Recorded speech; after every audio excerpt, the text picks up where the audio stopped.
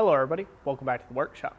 So in this video we're going to do a little bit something different. I'm going to talk a little bit more in detail about the ebbs and flows of business and how you can take and avoid some of the pitfalls that people seem to find themselves into, especially as a new blacksmithing business. So without further ado, let's go over to the table and I'll draw out a little graph for you and give you guys some visualizations. So here we are over at the workbench. So we're going to talk a little bit about these highs and lows in business.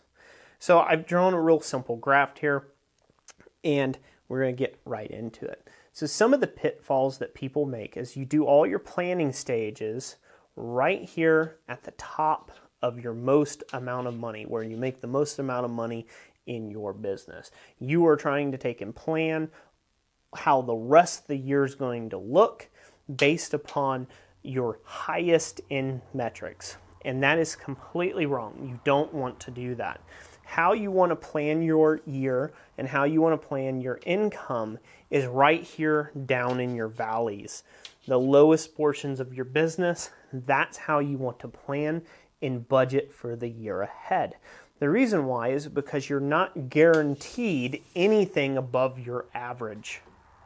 And you calculate your averages by taking your highs and you minus your lows, and it will give you an average.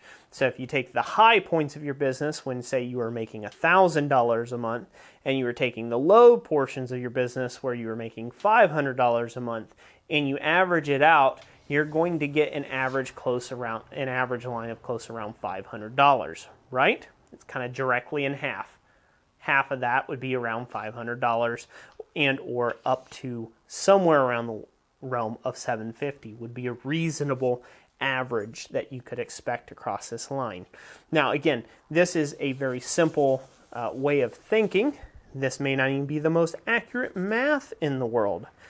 You will have to bear with me. I am not a mathematician.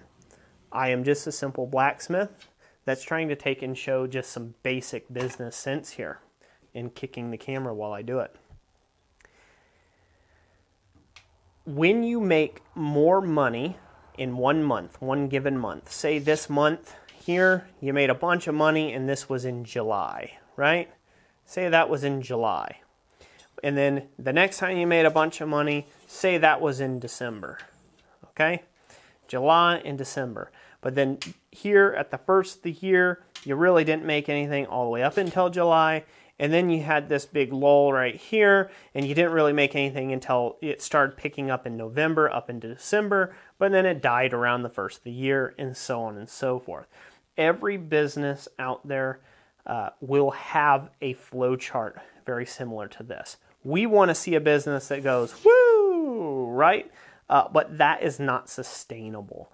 You see a business that goes like that, going up like a skyrocket, like a skyscraper, or like Mount Everest there, eventually that business will fail. Never fails, it'll eventually fail. It'll either peter out and drop off the face of the map, or it will level out into something more like this. So maybe I shouldn't say you'll always see that business fail.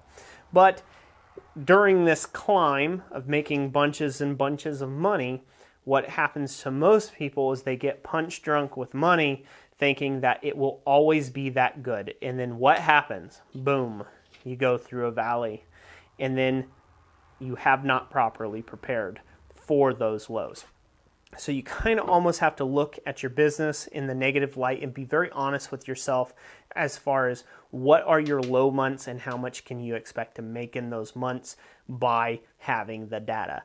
We've been in business long enough, Jessica and I, that we have this data for ourselves, and it's not a surprise when we're having a slow time.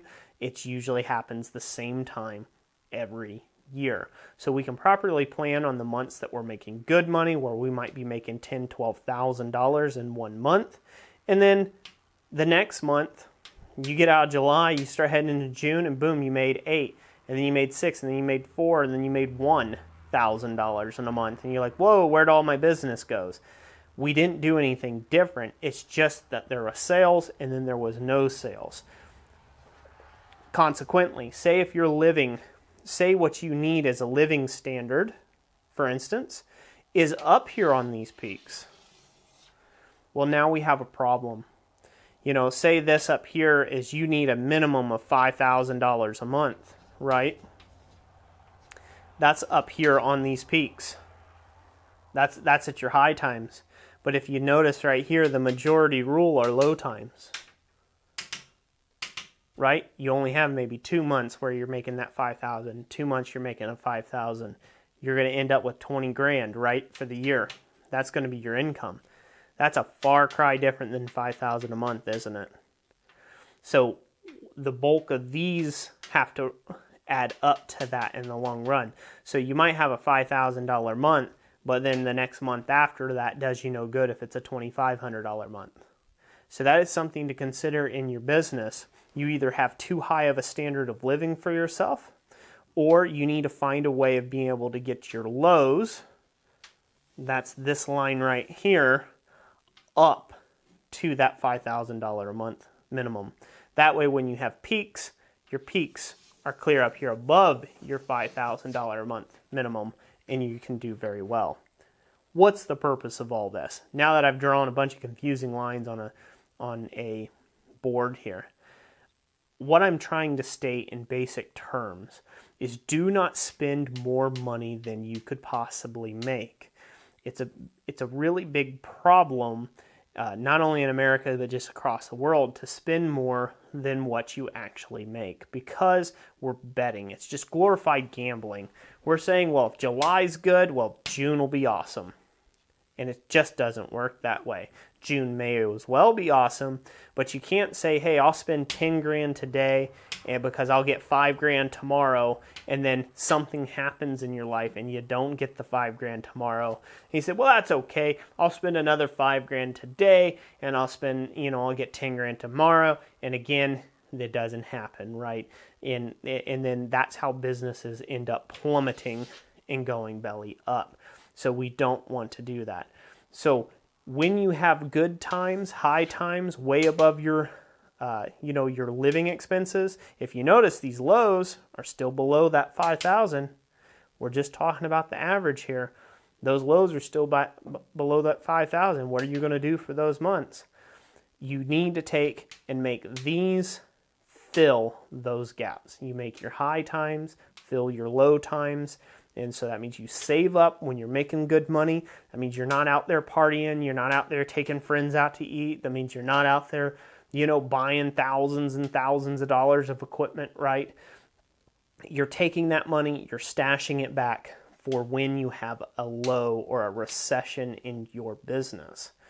Now let's speak long term for a second, because this is just a year-to-year type basis. A real scary thing is to take and have a business, when you look at it on a grand scope of things, that is influenced by politics, if you will. I don't get into politics on the channel, so just stick with me. This isn't a political thing. I don't really care who your party is. On a long-term graph, what you'll see is you might see things like this. This is what it'll look like over the course of maybe 10, 20 years, 5 years, 7 years, or something, right? It'll just be this graph radiating spikes.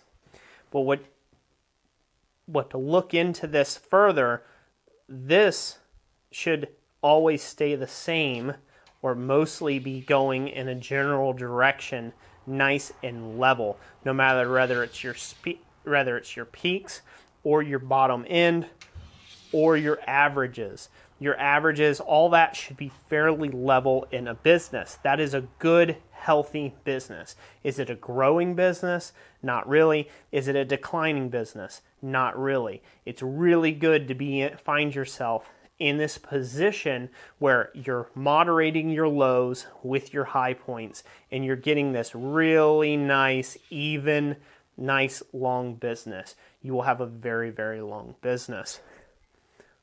What you don't want to have happen is where your business, okay, if you will, we'll wipe that off there, where all those things are going like this.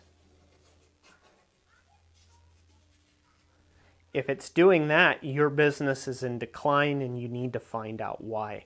If your historical data from the time you started your business, which would be way back here when you weren't making no money, to the peak when you were making the most money you ever had, to your current day and you're not being able to afford your income, you need to look at that data and understand why, right?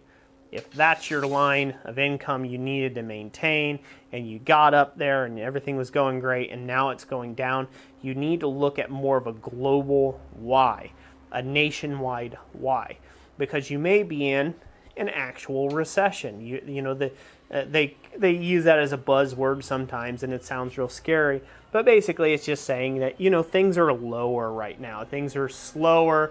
People aren't as risky and taking risks as they once were. People are being more conservative with their money. And so therefore, supply and demand, it just kind of goes downhill there. Again, you have to figure out why this is in your business. Similarly, we all think we want to see a business that's doing this, right? You want to see that graph climbing. But that is the wrong way to look at a business, because you're not always going to take and have that climb. At some point, there will be a fall. At some point, there will be. And how prepared you are for that will depend on whether you can get this to more of a regular point. Again, this right here, will totally fluff your ego. You'll think, yeah, man, I've got all this money and look at it and I'm buying hundreds of thousands of dollars of equipment and power hammers and tooling and I've got 12 employees and this and that. And what you're looking at is a short revenue thing of an actual thing that's about to come and happen to you. When you go through that wall, will you be able to keep those 30 employees? Will you be able to keep your 7 Ang Yang power hammers? I caution you to not look at this data, start looking for when that might trend back down. So you don't live up here and change your cost and your standards of living. You save up during this time for that low when it comes in. Again, we want a graph that stays nice and even like that. It's not sexy, it's not exciting, it's not fun.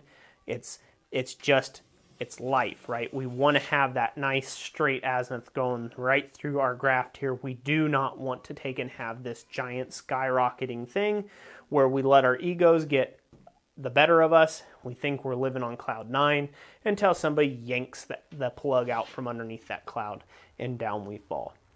Again, I hope that will be very helpful to you. I know that this is kind of just a weird topic for blacksmithing. If you're new to the channel here, we do go into business principles and things of that nature.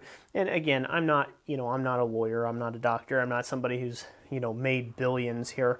So you can take it with what you will, a grain of salt.